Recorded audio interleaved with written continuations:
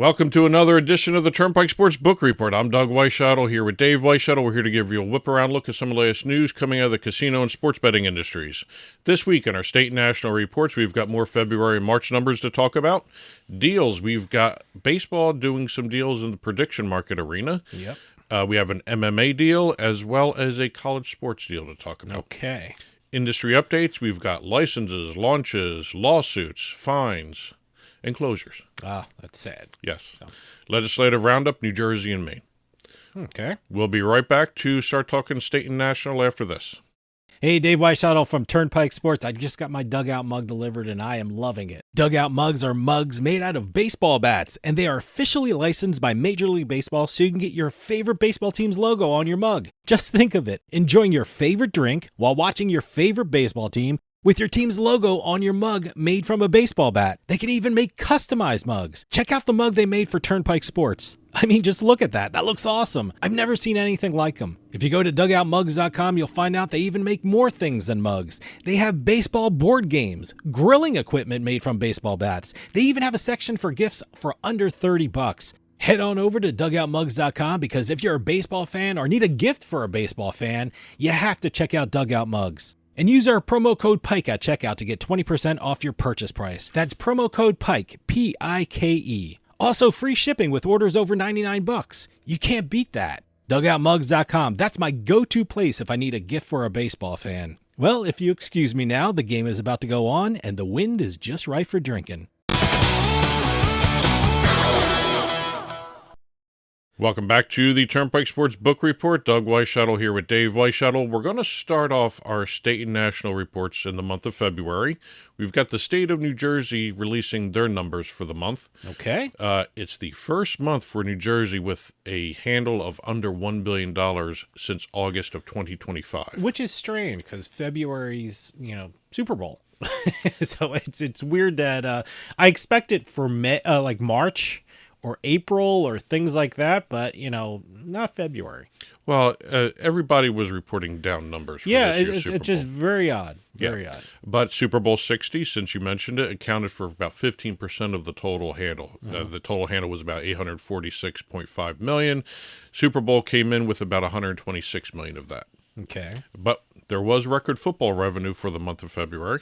All right. So that was good to see. Jersey's still setting records, even if it's not in strange, handle or revenue. You're setting records in football, but you're a very low month in handle. Interesting. So. And also parlays. So far for year to date, there's only 2 months in the year, but it's year to date, they've accounted for nearly 65% of the total revenue generated by the sports books of the state.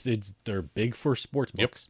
FanDuel passed $1 billion in all-time revenue in the state. And for the month of February, we've got Bally's, Borgata, Caesars, and Monmouth Park, all the retail sports books at those locations, reported losses for the month. Interesting. Online casino operators, revenue of $251.8 million, more than $507 million in profits during the first 2 months of 2026. Okay. Moving over to the Commonwealth of Pennsylvania, we've got their numbers for February. The Commonwealth of Pennsylvania has passed $45 billion in all-time handle, $3.8 billion in all-time revenue, and just a little share above $955 million in all-time tax revenue. Okay. Combined total revenue from all forms of gaming, including fantasy contests, was $547 million some change. Tax revenue, $236 million as well.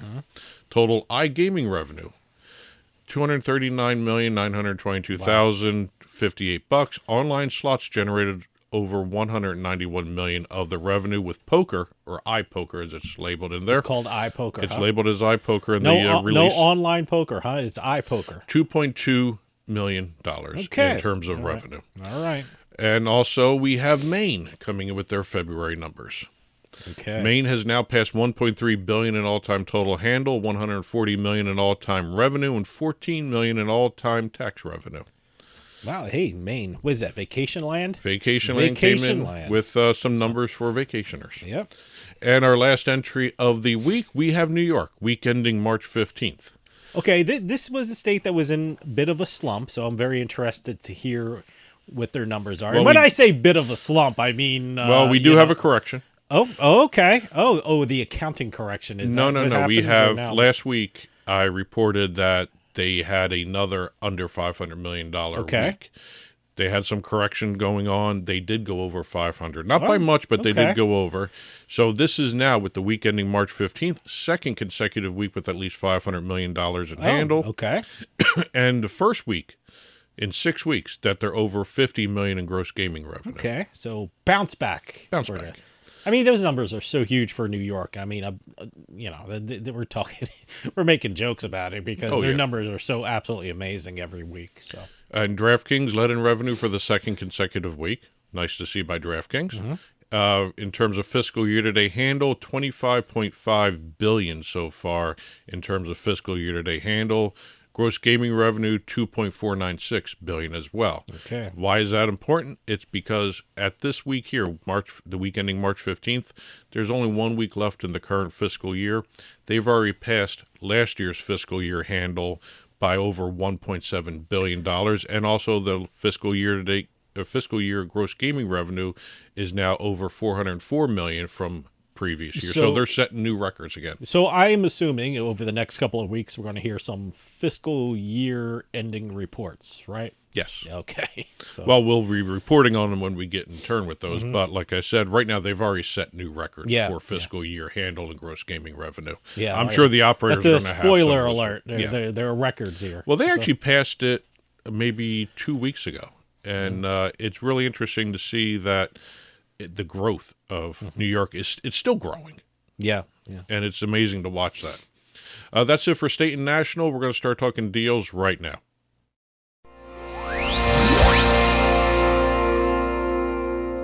Starting off our deal segment here, like we've been doing every week, can't get away from the prediction market deals that are being announced left and right. This time it's a biggie. It's Major League Baseball announcing a partnership with Polymarket, naming the prediction market as the official prediction market exchange of the league. So I am assuming now that the MLB dove into the prediction market arena, we're going to see individual teams go with different prediction markets. Is that what we're going to see pretty soon? Can we predict that? I'm sure there's a prediction market for that. Yeah, right. But yeah, right. Can I predict the go on Polymarket and see what teams are going to go which there's prediction probably market? A market for that. But this is a very interesting deal because parts of it are exclusive, it looks like, and parts of it are non-exclusive. Okay. Polymarket and its brokers, they call that, their customers, they will get exclusive access to Major League Baseball marks and logos to use on their platform. They're also getting access to official league data, and they're getting brand exposure across Major League Baseball's digital ecosystem, as well as at league events. Doesn't say on the field. Well, that's my question. When I watch a baseball game, am I going to see Polymarket everywhere around I did the not stadium see or something on-field like that? advertising signage. I didn't see signage as part of this. Okay. A lot of times these types of deals are not marketing deals. That comes later. Okay. But also, but I will be looking for Polymarket around the stadium. So. But under the deal, both Major League Baseball and Polymarket will work together to create a comprehensive integrity framework, as well as what they're going to restrict in terms of market-wise. They don't want individual pitches, manager decisions, umpire performance, and several others. They haven't announced the entire list that they're going to restrict, but they're going to work on a framework to create a set of markets that works good for Major League Baseball. It will be interesting to see what the boundaries of this agreement are and what you can do and what you can't do with regard to games. And Polymarket will also integrate integrity controls into its U.S. rulebook. Okay. So obviously this is another area where overseas may be a different story than the United States markets. Oh, I didn't even think of that. Yeah, no. So that'll be interesting to watch there. And also Major League Baseball said that they intend to have integrity relationships with all other prediction market exchanges offering baseball contracts. So it looks like it's non-exclusive in that area as well. But Polymarket was named the official prediction market exchange of the league. Okay. I wonder if they're going to have co-officials. Well, I'm sure they did that with the league. NFL did that too. With a lot of things. If you want to use the data and the logos and whatever else intellectual property wise from the league, you have to be an official. broker or whatever you're calling it. Well, prediction market. The NFL did this too. They did somebody first with an official tab on it. Then they did co-official. Then they did multiple official. So Sure. But the other aspect of the deal with Major League Baseball, they have announced that they have entered into a memorandum of understanding with the Commodity Futures Trading Commission as well. Okay.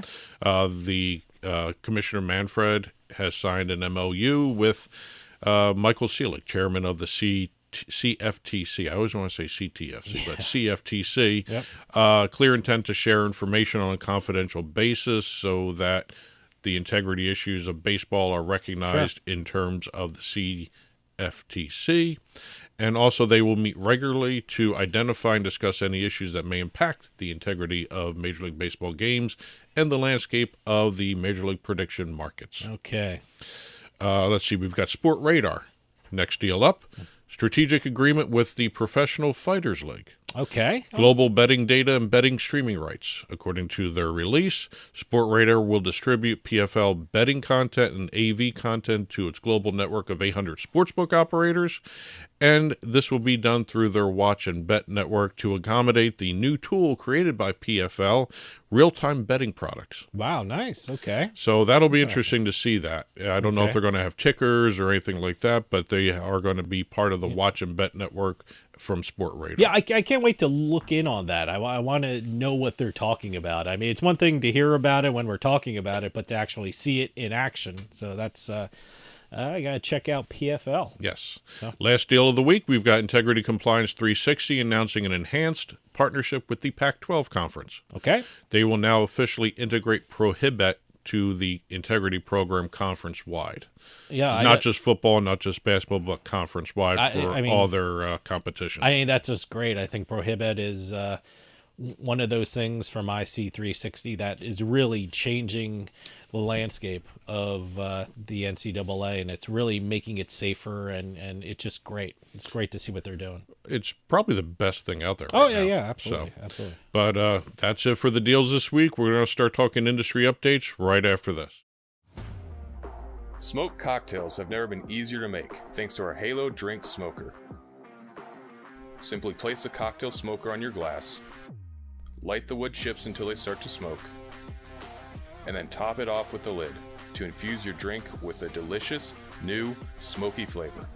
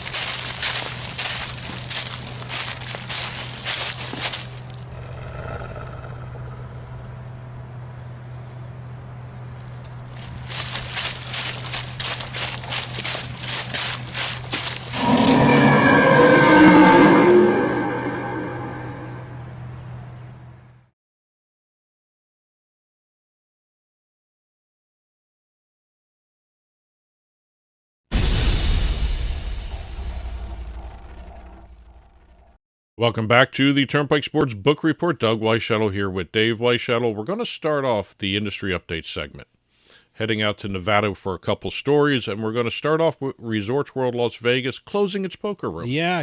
Unfortunately, a lot of places are doing that. It's just,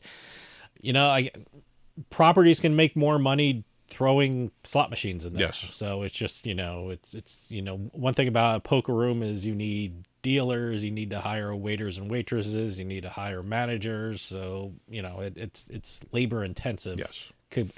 Relatively speaking, compared to the other things. It's also space intensive because you lose a chunk of your casino floor with some of these. And if it's not performing up to the other areas of the casino floor, that's a prime candidate to be cut. If you're taking up space, you better be worth it taking up that space. Exactly. Because other things could be in there making money. That's unfortunate because, poker rooms are great. Love poker. The announcement from Resorts World came only 6 weeks after Planet Hollywood closed their poker room. Mm-hmm. It leaves only eight poker rooms on the Strip and 17 total across the Las Vegas Valley.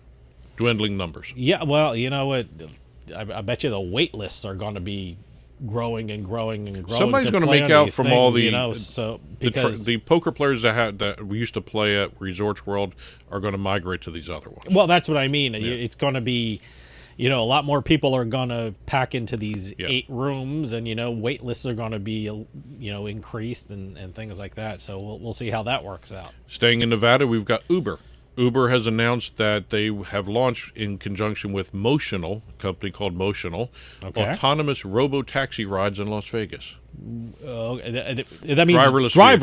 Driverless. Okay. Yes. All right. Interesting. Select locations along Las Vegas Boulevard, ride share zones at Resorts World Las Vegas, Wynn Las Vegas, Westgate Las Vegas, all have the ability to have this service being offered. I've never even seen what they call them, driverless vehicles on the road. I've certainly never been in one, so I don't know. I've never seen them, so I don't know where they're at. This is available as an option for customers. Riders requesting UberX, Uber Electric, Uber Comfort, or Uber Comfort Electric may choose between driverless or regular ride. Okay. So hopefully it works out. Is there rules where passengers can sit in a driverless car? I saw one news. They always have to sit in the back. They always have to sit in the back of an Uber, but I thought if it was driverless, the person has to be. I might be wrong, but they might have to be in front just in case something happens with a brake or something. I don't know how it works. I don't know how it works on the private side. Because I remember there was one news story that someone was in a driverless car, and it was his, and he was sitting in the back, and he was like freaking people out driving down the road, and someone said that might be against the rules because you have to be in the front. So I don't know how. I don't know how it's working. It does feature the all-electric Hyundai Ioniq 5. Okay. That's the car that is going to be driverless through the Uber app. Wow, okay. Staying in Nevada, we've got Bally's Corporation getting approval from the Paradise Town Advisory Board on their Las Vegas Athletics ballpark project. Okay. It's now in front of the Clark County Commission for approval or denial there. And last story coming out of Nevada, we've got Boomer Sportsbook. Oh, okay. Joe Asher's outfit there. 8th location just opened at the Grand Lodge Casino inside the Hyatt Regency Lake Tahoe in Nevada. Wow, so congratulations on another opening for Joe Asher and Boomer Sportsbook. Great. Going over to the Commonwealth of Massachusetts, we got several stories coming from them as well. Several stories. Okay. Well, Mass Gaming Commission just had a big commission hearing, so they went through a whole bunch of different things. Okay. First up, we have the commission voted to approve table tennis wagering offerings from the International Table Tennis Federation. Wow, okay. All right. And other events are going to be removed from the list.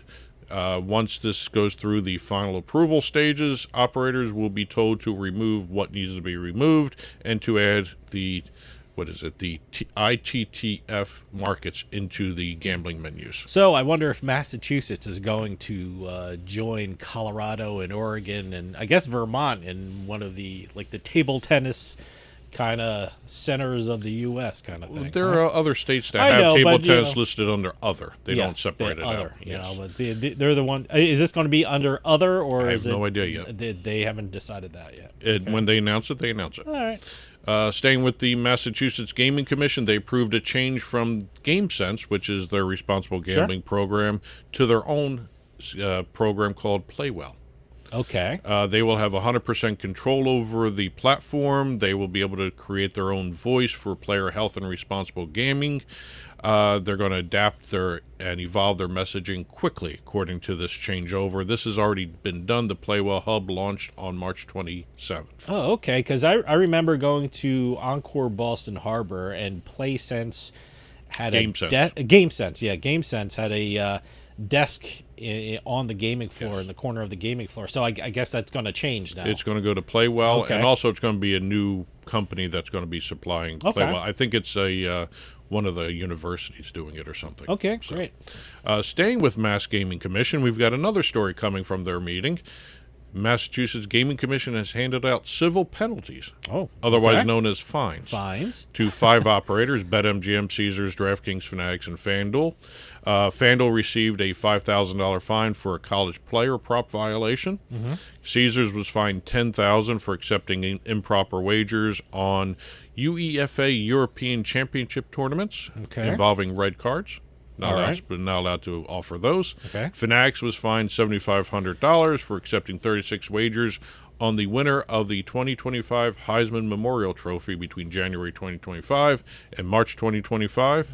And BetMGM and DraftKings were both fined $6,500 each for college-related mistakes. Kind of interesting phrasing of that. College-related mistakes. Yeah, there's so many moving parts to, sports book operations. So, it's, especially in Massachusetts. Sometimes it gets through. Sometimes, the important thing is they correct their mistakes and move on. Moving down the road a little bit to Connecticut, we've got Playtech announcing that they've been granted an online gaming service provider license by the Department of Consumer Protection in the state.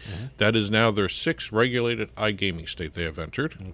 Going out to Ohio, we've got Penn Entertainment announcing plans to open a new hotel tower at Hollywood Casino Columbus on June 12th. All right. It'd be a 150,000 square foot tower with 183 standard rooms, 20 luxury suites. They're going to have an eatery and lounge. The Hill Eatery and Lounge is the official name. What's it called? The Hill Eatery and Lounge. Okay. Boy, there are so many, constructions and, renovations and things like that. I mean, maybe you're just talking about them more, but I wonder if this was a big year for property enhancements. Is that what they're calling them? Property enhancements? Yeah, it seems like every week we have a whole list of things that I guess they're getting ready for the summer. I would assume that they're getting ready for the new fiscal year too. Okay. Well, March is the end of one fiscal year. April begins the new one. And also Hollywood Casino Columbus also plans to introduce an expanded high-limit table game room in the second half of the year, 2026. Oh, that's good. Moving out to Arizona, we've got the latest on the prediction market lawsuits here. We've got the Attorney General in Arizona filing criminal charges against Kalshi. Wow, okay. For operating an illegal gambling business in Arizona without a license, as well as for election wagering. It's a 20-count criminal information. That's what they call these over in Arizona. It's not an indictment. It's an information. Kalshi accepted bets from Arizona residents on a wide range of events in violation of Arizona law, including professional and college sports contests, prop bets on individual player performance, and whether the SAVE Act would become law. Well, I got to tell you, you're going to see more and more of these. I mean, Nevada had a case. Arizona is doing this, and I think a lot of states are going to follow suit on this. So. There are 4 counts of election wagering, too. Bets on the 2028 presidential race, the 2026 Arizona gubernatorial race, the 2026 Arizona Republican gubernatorial primary, and the 2026 Arizona Secretary of State race. I'm sure that guy really appreciated that one. And then they are currently looking at what to do here. I know Kalshi has filed a countersuit against Arizona, so we'll see what happens there. Yeah, no, this is going to, I think we're going to see a lot of this across the country pretty soon. So. And last entry for the week, we've got DraftKings, a real quick story here. They have launched Flex Spins. It's a new rewards feature. You know how the traditional free spins offer from casinos is restricted to one game only? Flex Spins allows the customer to choose which game to apply those free spins to. Wow. Okay. I've actually participated in some of these.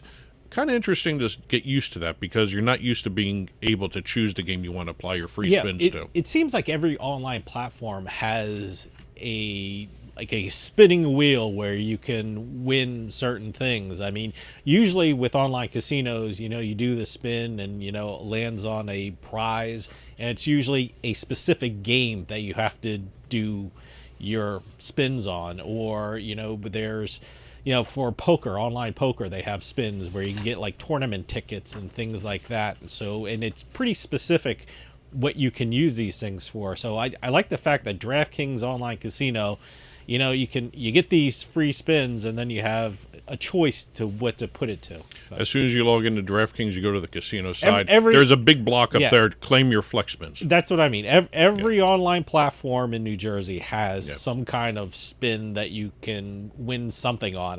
But it's usually specific. Yes. So I like what DraftKings is doing here. Little twist on it. I like it. And that's in addition to the daily free game. Sure. Which they are now awarding flex spins there too as well. That's what I mean. There's flex so spins many everywhere. There's so many daily free games and spin games and ways to win spins on one game or poker tournaments on another. So, it's great.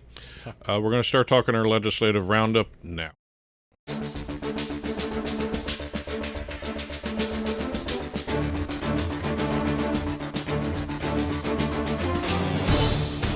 Starting off the legislative roundup, we're going to New Jersey. Actually, we're in New Jersey, so we're staying in New Jersey. We've got lawmakers introducing legislation that could clear the way for casinos at the Meadowlands and Monmouth Park racetracks. The twist here in this new legislation, they are guaranteeing under the bill at least 10% of tax revenue from any of the new casinos to support Atlantic City tourism. Well, look, New Jersey's going to have to go through some changes. It's going to have to roll with the punches because, look, we have now New York City area casinos is becoming a reality. I mean, everything's set. All the licenses were given out. So they're going to happen in the next couple of years, and we have to figure out, Atlantic City is way down south in the corner of the state, and the most popular area of New Jersey is North Jersey, where Monmouth Park and the Meadowlands are. So it makes sense, and they have the property for it. Yeah. Both areas. Monmouth Park is a both racetrack have the expandable areas. Yeah, with a sports book. Meadowlands has a sports book, so there's gambling going on there. So why not just completely dive in, and especially to combat what's happening in New York City area casinos. Well, I'm pretty sure that 10% of the tax revenue, that number is probably negotiable. It's going to go up. Sure. Probably. Sure. And last entry for the week, we've got Maine. The Senate has approved legislation to ban sweepstakes casinos. Maine's Gambling Control Unit has now become empowered under this bill to actually enforce the law. It was not part of that beforehand. Okay. The Gambling Control Unit has previously issued warnings against using these. So now under this bill, they can actually enforce this. If it passes, it's now on to the House for consideration. Wow. 2 stories on Maine, huh? Yes. Big week for vacation land. Exactly. We say vacation land because that's the nickname for it's Maine. on all their signs and everything, too. Yeah, vacation land. So that's it for this week's Turnpike Sports Book Report. If you've been watching on TV, there's a ticker flying by below us with domestic and international gaming stories, as well as conference announcements and entertainment announcements as well. And after this show is released, you'll see a full print version of the book report on our blog, turnpikesports.us. Click on the blog button. You'll be taken there. It has stories that we talked about on air, stories in the ticker, and stories we didn't have a chance to talk about anywhere else. That's on the print version, full print version of the Turnpike Sports, turnpikesports.us blog. Click the blog button. You'll be taken there. And as always, conference announcements, news releases, entertainment announcements, info at turnpikesportsradio.com. And that'll do it for us this week. We'll see you next time on the Turnpike.